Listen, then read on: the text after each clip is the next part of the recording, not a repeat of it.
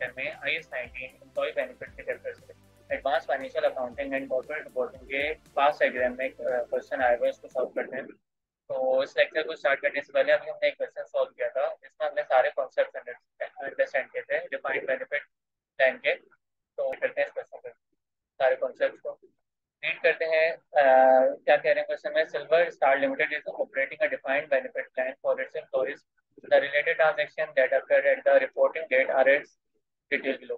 On 1st July 11, the present value of the obligation was rupees 250 million and the fair value of the plan assets बताए हुए 125 million के। फिर required क्या कर रहे हैं? डिटरमाइन करना amount of remeasurement component arising from the annual valuation, ठीक है। और सेकंड में स्टेटमेंट ऑफ फाइनेंशियल पोजीशन और स्टेटमेंट ऑफ कॉम्प्रिहेंसिव इनकम के एक्सट्रैक्ट्स बनाने।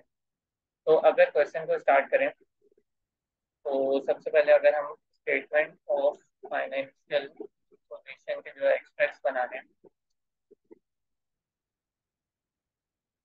तो स्टेटमेंट ऑफ फाइनेंशियल पोजीशन के हमने एक्सट्रैक्ट्स कौन कौन से ईयर के बनाने? 12 और 13।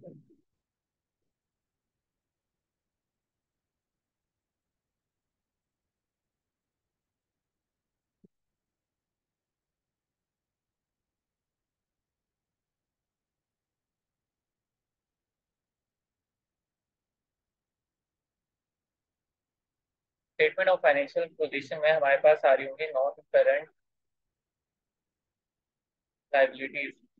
इन नॉन करंट लाइबिलिटीज के अंदर एक आ रहा होगा डिफाइंड बेनिफिट ऑब्लिगेशन ऐड करके आ रहा होगा। तो ये अभी हम फाइंड कर लेते हैं। नोट 19 प्रिपेयर करते हैं, उसमें ये हम डिफाइंड बेनिफिट ऑब्लिगेशन फाइंड कर लेते हैं दोनों ईयर्स का, 13 का भी और 12 का भी।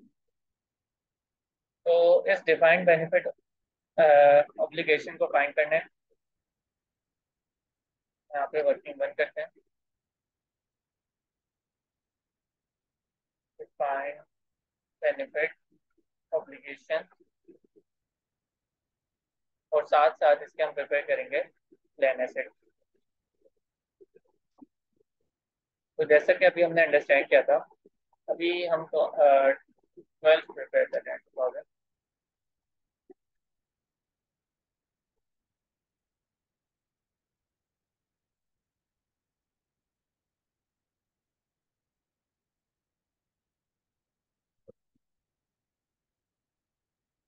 तो डिफाइंड बेनिफिट ऑब्लिगेशन में ओपनिंग जो लास्ट ईयर का क्लोजिंग होगा वो करंट ईयर ओपनिंग बन जाएगा। इसके अंदर हम फिर इंटरेस्ट एक्सपेंस को ऐड करते हैं।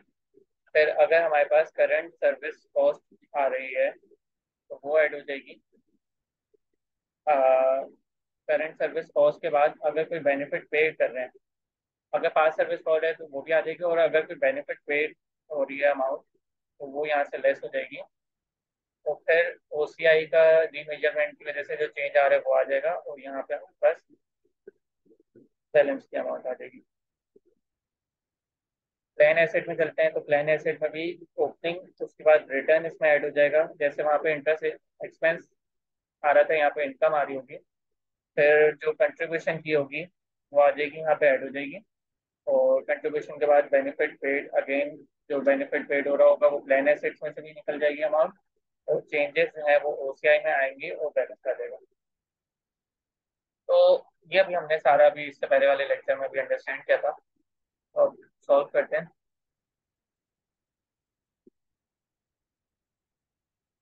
तो क्वेश्चन में क्या क्या इन्फॉर्मेशन गिवन है, पहले 12 का डेटा सारा देखते हैं फिर 13 को सॉल्व करें। डिस्काउंट रेट बताया हुआ है 6% का, तो डिस्काउंट रेट 6% है। तो एक्सपेंस भी उस पर ही बुक होगा और इनकम भी उस पर ही बुक होगी।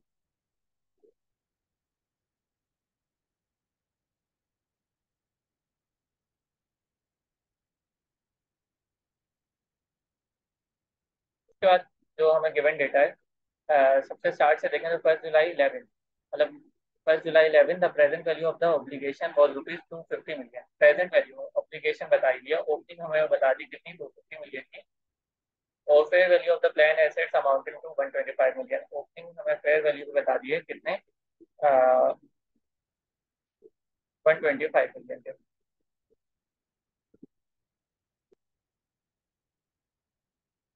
उसके बाद हमें इंफॉर्मेशन गिवन है, अभी सिर्फ 12 का सॉल्व कर रहे हैं।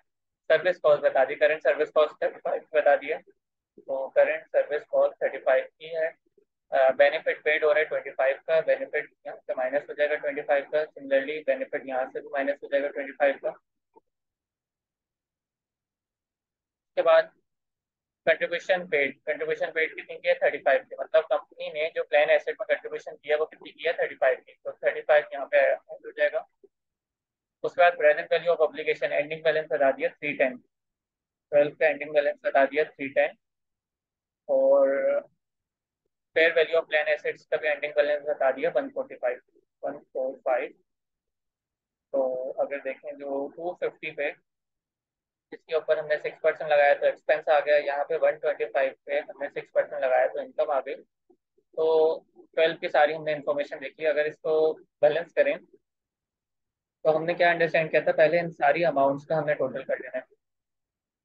फिर इस अमाउंट को बैलेंस वाली अमाउंट से हमने कंपेयर कराना है और देखना है कि लाइबिलिटी, उनके डिफाइंड बेनिफिट ऑब्लिगेशन क्या है, लाइबिलिटी है, ये इंक्रीज हो रही है या डिक्रीज हो रही है। तो 275 से 310 पे जा रही है। 275 से 310 पे जा रही है तो लाइबिलिटी इंक्रीज हो रही है। तो इसका मतलब हुआ कि ये लॉस आ रहा है।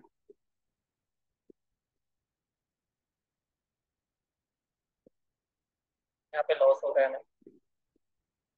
ये अमाउंट जो है, जो मैं यहाँ पे कलर कर रहा हूँ इसको, ये हमने बैलेंसिंग फाइंड किया। यहाँ पे भी ये अमाउंट हमने बैलेंसिंग फाइंड करेंगे। तो अगर मैं सारी अमाउंट्स का टोटल कर लूँ और अब मैं कंपेयर कर रहा हूँ बैलेंस वाली अमाउंट से, तो 145 से एसिड उठ के 143 पे जा रहे हैं। मतलब 3 से क्या हो रहा है? 143 पे थे हमारे एसिड, 145 पे जा रहे हैं, तो एसिड इंक्रीज हो रहे हैं, तो यहाँ पे गेन आ रहे हैं। सिंपल। अब यही सारी इंफॉर्मेशन, जो गिवन इंफॉर्मेशन है, इसको हमने एक बार और 2013 पे देखा। तो 2013 के लिए भी सॉल्व करते हैं।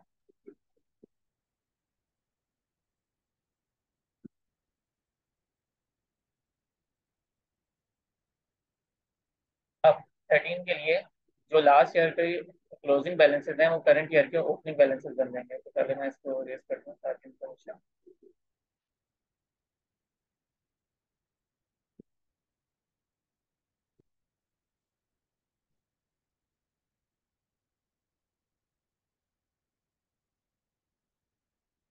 तो लास्ट ईयर का जो क्लोजिंग था वो करंट ईयर का हमने ओपनिंग बनाया। यहाँ पे भी लास्ट ईयर की जो क्लोजिंग था प्लान एसेट का वो करंट ईयर ओपनिंग आ गया।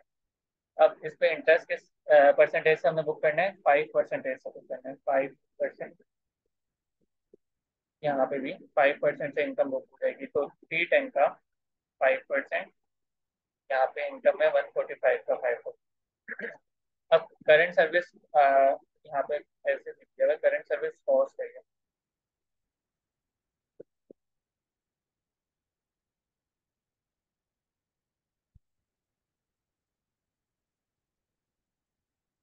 करंट सर्विस कॉस्ट हमें कितनी बताई गई है?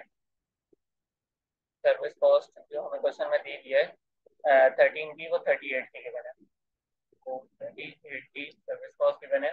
उसके बाद बेनिफिट पेड हो रहे हैं 27 के, तो बेनिफिट यहाँ से लेस हो जाएंगे। 27 के पेड हो रहे हैं, यहाँ से भी 27 के पेड हो रहे हैं।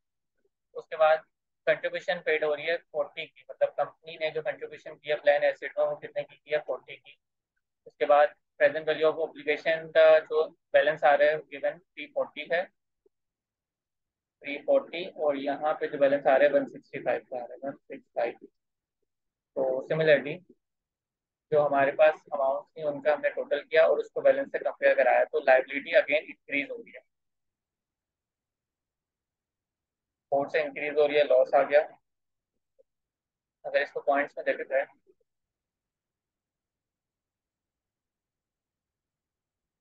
0.5 आ रहा है। यहाँ पे भी टोटल अगर करा जाए इसका, और 165 और 1, अगर इसको पॉइंट्स में देखें तो 165.25 आ रहा है। तो एसेट हमारा इंक्रीज हो रहा है या डिक्रीज हो रहा है? यहाँ से क्या पता चल रहा है? बैलेंस हमारा 165 था, जो एक्चुअली नहीं बताया, और जो हमारा बैलेंस बता रहे हैं वो 165.25 आ रहे हैं। तो इसका मतलब है एसेट कम हो रहा है।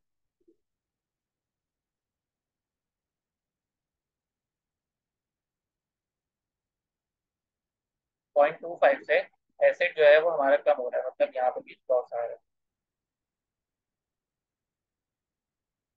तो ये हमारा क्वेश्चन कंप्लीट हो गया। इसके थ्रू ये जो जो हमारे पास इंफॉर्मेशन है, अब हम यहाँ से इसको फाइनेंशियल पोजीशन के एक्सट्रैक्ट में ले जाते हैं।